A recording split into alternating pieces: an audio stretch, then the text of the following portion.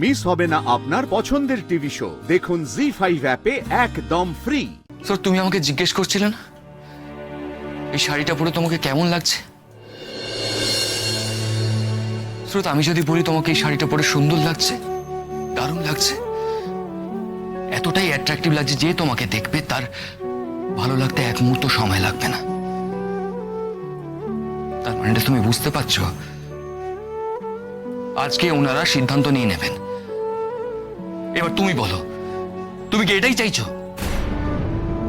একজন দারুণ সফল ডক্টর হওয়া যার ভবিষ্যৎ হতে পারে, সে কেন শুধু শুধু নিজের গুণগুলোকে নষ্ট হতে দিচ্ছে?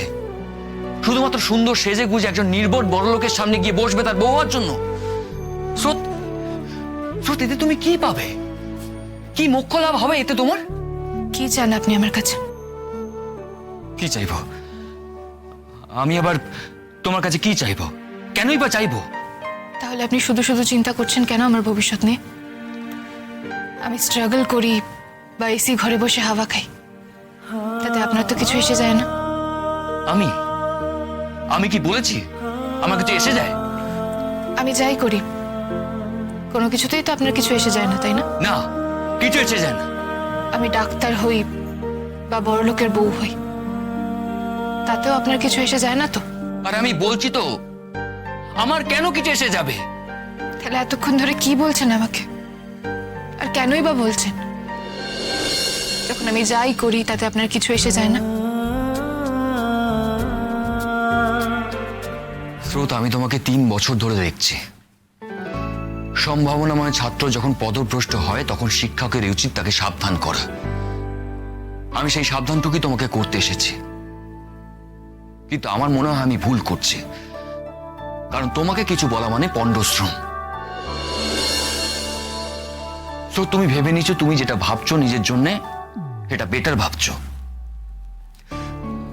স্রোত, এই আরামের জীবনটাই যদি তোমার কাছে লক্ষ্য হয়ে থাকে তাহলে আমার কোনো কথা বলার কোনো মানে নেই। আপনি কি শুধুই নিজের শিক্ষক হওয়ার দায়িত্ব পালন করছেন, আর কিছুই না? মানেটা কি? আর কিছু নয় বলে তুমি কি বলতে চাইছো? বেশ, আপনার শিক্ষকের দায়িত্ব পালন হয়ে গেছে আশা করি। এবার আমি নিচে যাচ্ছি। দাঁড়াও। তার মানে আমি যা ভাবছি তাই ঠিক?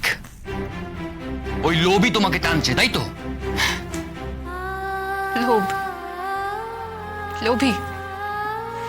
হ্যাঁ, আমি যদি লোভী হই আপনি কি সেটা ভাবুন।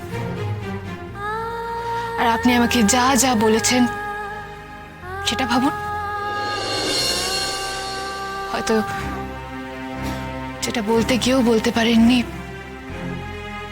সেটা খুঁজে পাবেন, আর বুঝতে পারবেন আপনি একটা ইগোয়েস্ট, কিন্তু ভীতু।